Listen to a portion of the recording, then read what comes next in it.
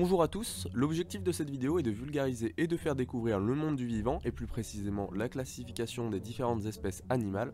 Pour cela nous allons faire un rapide tour de la diversité qu'abrite notre planète en nous basant sur un arbre phylogénétique. Avant toute chose, je pense qu'il est nécessaire de définir ce qu'est la classification phylogénétique du vivant, et de quelle manière elle fonctionne. Chaque être vivant appartient à une espèce, qui se désigne selon la nomenclature binomiale telle que l'a définie le suédois Carl von Linné au XVIIIe siècle. Par exemple, vous qui regardez cette vidéo, vous appartenez très certainement à l'espèce Homo sapiens.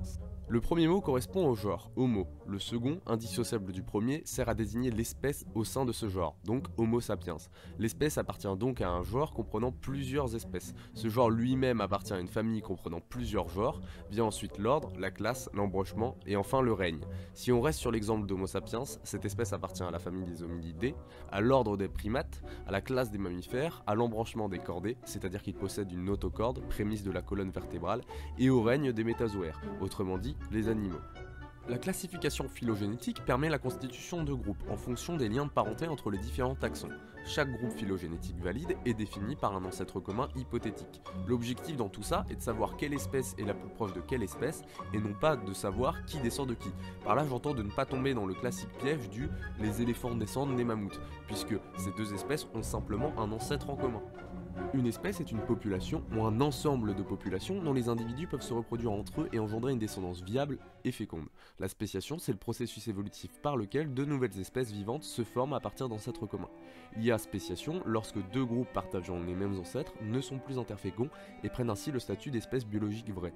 Donc d'un point de vue génétique, au-delà de 2% de divergence moléculaire, on considère que ces deux groupes sont désormais deux espèces distinctes. Par conséquent, la spéciation, c'est l'acteur majeur de la hausse de la biodiversité sur Terre.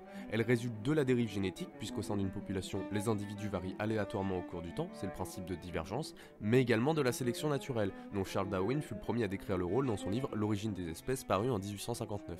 L'histoire de la vie sur Terre montre que l'apparition d'une nouvelle espèce nécessite généralement plusieurs centaines de milliers d'années, mais certaines nouvelles espèces de souris, comme celle de Madère par exemple, n'ont nécessité qu'entre 500 et 1000 ans pour apparaître, ce qui représente environ 2000 à 4000 générations, soit une vitesse extrêmement rapide.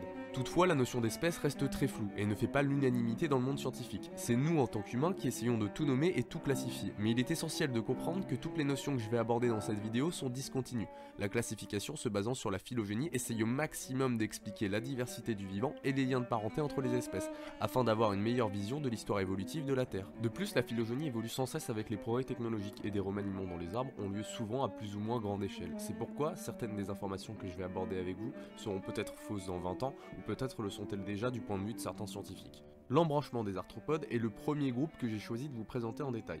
Du grec arthron, articulation et podos, pied, les arthropodes sont des métazoaires bilatériens, c'est-à-dire avec une symétrie bilatérale, ce qui n'est pas le cas des cnidaires avec les méduses par exemple qui ont une symétrie radiale. Les arthropodes forment avec les onychophores et les tardigrades le clade des Panarthropoda, lui-même regroupé avec les Nematoidea et les Scalidophora dans le superembranchement des Ecdysozoaires. Les espèces de ce taxon ont un développement qui s'effectue par une ou plusieurs mues cuticulaires, d'où leur nom puisque ecdysis désigne la mue. Les arthropodes se définissent par un plan d'organisation caractérisé par un corps segmenté. Ils sont formés de métamères, munis chacun d'une paire d'appendices articulés et recouverts d'une cuticule ou d'une carapace rigide, qui constitue leur exosquelette, donc dans la plupart des cas constitué de chitine.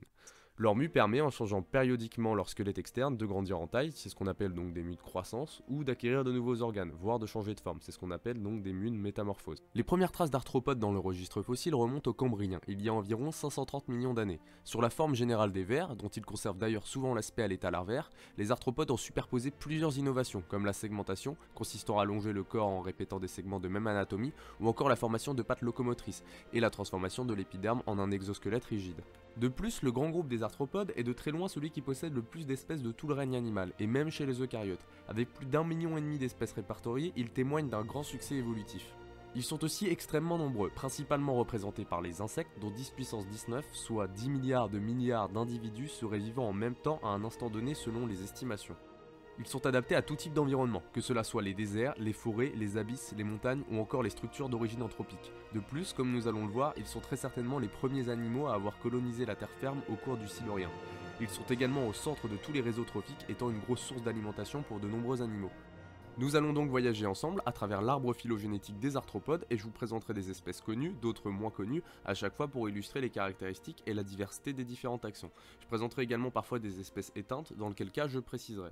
Avant toute chose, il faut savoir que l'embranchement des arthropodes se divise en deux groupes, que sont les mandibulates et les arachnomorphes. Dans cette première vidéo, nous nous intéresserons exclusivement au sous-embranchement des chélicérates qui contient toutes les espèces vivantes d'arachnomorphes. Je précise également que même si l'arbre phylogénétique que je vais vous présenter peut paraître un peu compliqué, il reste une version simplifiée puisque j'ai fait apparaître dessus seulement les plus grands groupes. En effet, il y a une multitude d'espèces et de genres qui pourraient être placés un peu partout à travers l'arbre, étant difficile de les rattacher à un groupe exact, ce qui est le cas pour beaucoup d'espèces fossiles. Sur l'arbre, vous pourrez voir différents codes couleurs pour les clades correspondant au niveau de classification. Donc même s'il y en a beaucoup, ce sera surtout la classe, l'ordre et la famille qui nous intéresseront le plus.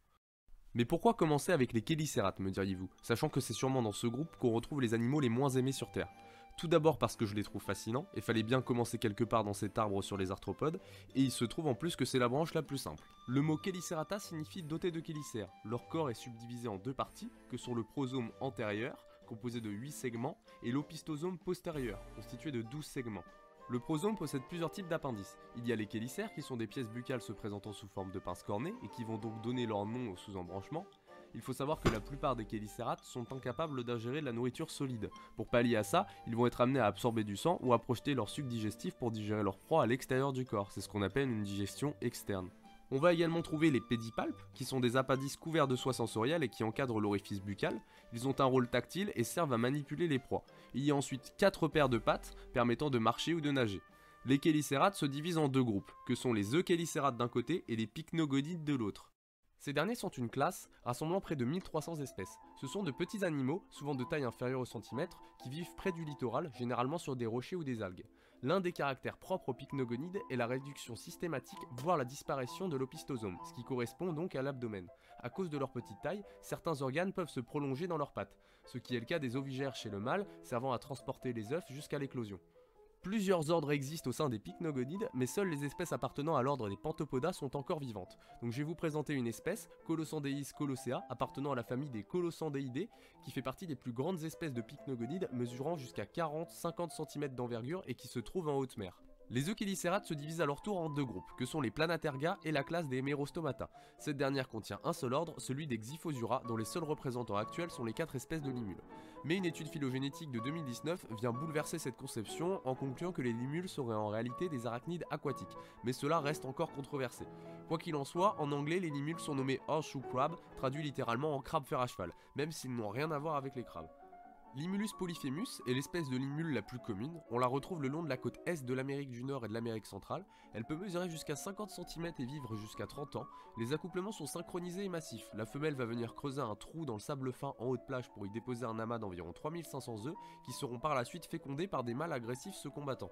La limule a fait l'objet de nombreuses recherches, notamment sur son hémolymphe, qui est l'équivalent fonctionnel du sang chez les arthropodes. Certaines cellules de la limule, appelées amybocytes, réagissent en présence d'endotoxines bactériennes en produisant une protéine qui transforme l'hémolymphe en gel. La limule n'ayant pas de système immunitaire acquis produisant des anticorps comme les vertébrés, ce gel lui permet de bloquer les infections bactériennes. Cette particularité fait que depuis les années 70, on utilise l'hémolymphe de la limule pour produire un réactif, appelé l'isade amybocyte de limule, employé notamment dans le domaine pharmaceutique pour tester l'absence d'endotoxines dans les médicaments, les produits de dialyse, les implants et le matériel médico-chirurgical. Les Planaterga se divisent à leur tour en deux groupes, que sont les Sclerophorata et la classe des Camatispidida, qui sont un groupe éteint de chélicérates contenant seulement 2 familles. Ils étaient présents de la fin du Cambrien jusqu'au milieu du Dévonien et sont reconnaissables par un abdomen divisé en une partie antérieure, appelée mésosome, et une partie postérieure plus longue, appelée métastome, comprenant 9 segments. L'espèce type, Dvulicapsis meneri, appartient à la famille des Diploaspididae et a été découverte dans les gisements du Dévonien précoce en Sibérie. Le nom du genre est composé du mot russe dvulikij qui signifie double face et du mot grec aspis qui signifie écu. Son prosome était carré avec des yeux presque ovales entourés par un bord marginal. L'abdomen était composé d'un bouclier fusionné et d'un post-abdomen qui occupait la majeure partie de la longueur du corps. Bon, on n'est pas encore sur des très gros arthropodes puisque le plus gros spécimen trouvé mesurait seulement 26 mm. Les Sclerophorata se divisent à leur tour en deux groupes, que sont les Euryptérides d'un côté et la classe des arachnides de l'autre. On va d'abord s'intéresser aux Euryptérides qui forment un ordre éteint couramment appelé scorpion de mer et qui ne comptent que des formes fossiles ayant vécu de l'Ordovicien moyen jusqu'au Permien. A cette époque, les Euryptérides sont parmi les plus grands prédateurs des eaux du Paléozoïque, ainsi que le groupe de chélicérates le plus diversifié avec près de 250 espèces répertoriées. Ils avaient un corps allongé avec une longue queue articulée, un thorax équipé de pinces redoutables et une tête munie de plusieurs paires d'yeux. Une paire de pattes était modifiée en nageoires permettant des déplacements dans l'eau. Certaines espèces présentaient un aiguillon effilé au bout de leur queue et comme les scorpions modernes, il est peut-être possible qu'ils injectaient du venin à leur proie. Chez certains euryptérides, les pattes étaient couvertes de fines épines très spécialisées utilisées pour la locomotion et la collecte de nourriture. Les espèces dépourvues de ces appendices spécialisés se nourrissaient probablement comme les limules en saisissant et en déchiquetant la nourriture avec leurs appendices avant de les pousser vers la bouche avec les chélicères. Le genre Eurypterus appartient à la famille des Eurypteridae et au sous-ordre Eurypterina, dont le sixième appendice était développé en une large palette natatoire remarquablement similaire à celle des crabes nageurs des temps modernes. Le genre Eurypterus représente près de 90% de tous les fossiles d'Eurypterides, ce qui a donc donné le nom à l'ordre tout entier. L'espèce la plus commune, Eurypterus remipes, mesure en moyenne 15 à 23 cm, mais le plus gros individu découvert mesurait 1,30 m, et là on commence à être sur du bel arthropode. Pterigotus anglicus appartient à la famille des Pterigotidae. C'est l'un des plus grands arthropodes de tous les temps puisqu'il pouvait atteindre une longueur de 2 mètres. Il possédait une paire d'yeux composés gigantesques ainsi qu'une très grande paire de pinces lui permettant de capturer ses proies. Il est représenté dans l'excellent documentaire Sur la Terre des Géants de la BBC dans la partie consacrée aux Siluriens où on le voit tuer un brontoscorpio. De la même famille, son cousin Jaekelopterus rhenaniae est considéré comme encore plus grand, puisque pouvant atteindre 2,50 m, ce qui en fait le plus grand arthropode ayant jamais existé. Peut-être ex aequo avec un autre arthropode éteint mais non chélicérate, dont nous serons amenés à parler dans une future vidéo. Jaekelopterus rhenaniae et Pterigotus anglicus présentaient tous deux une acuité visuelle élevée, indiquant qu'ils se basaient sur la vision pour chasser. Leurs chélicères sont agrandis et robustes, clairement adaptés à la capture de proies, ce qui en fait des prédateurs puissants et actifs. Les Pterigotidae étaient capables de virages et d'accélération rapides grâce à l'utilisation de leur queue comme une troisième palme. Bien qu'ils ne nageaient pas nécessairement rapidement, ils chassaient probablement des proies dans des habitats comme les lagunes ou les estuaires. De la famille des Hyperbopteridae, Hyperbopterus couleri a vécu du Dévonien jusqu'au Carbonifère. C'est la plus grande espèce du sous-ordre Stylonurina pouvant atteindre 2 mètres. Hybertopterus couleri a probablement été le plus lourd arthropode de tous les temps en raison de son corps large et compact. Il se servait de ses appendices spécialisés orientés vers l'avant, munis de plusieurs épines pour ratisser le substrat des milieux dans lequel il recherchait de petits invertébrés à manger. C'est la méthode de balayage alimentaire. Une piste fossile découverte à West Lothian en Écosse révèle qu'Hybertopterus était capable d'une locomotion terrestre au moins limitée. La piste mesure environ 6 mètres de long sur 1 mètre de large et suggère que l'Euryptéride responsable mesurait au moins 1,60 m de long, ce qui correspond aux dimensions de notre géant. La lenteur de la progression et la traînée de la queue indiquent que l'animal responsable sortait de l'eau. La présence de traces terrestres indique qu'Hybertopterus ait pu survivre sur Terre au moins brièvement, possible en raison de la probabilité que ses branchies puissent fonctionner à l'air libre tant qu'elles restent humides. Ces découvertes ont donc amené les scientifiques à suggérer que les Euryptérides possédaient un système respiratoire double, leur permettant de séjourner brièvement en milieu terrestre. Mais ces derniers ne vont pas survivre à l'extinction de masse du Permien, et c'est bien le groupe frère des Euryptérides qui va s'adapter à tous les milieux terrestres et se diversifier à l'extrême, les arachnides.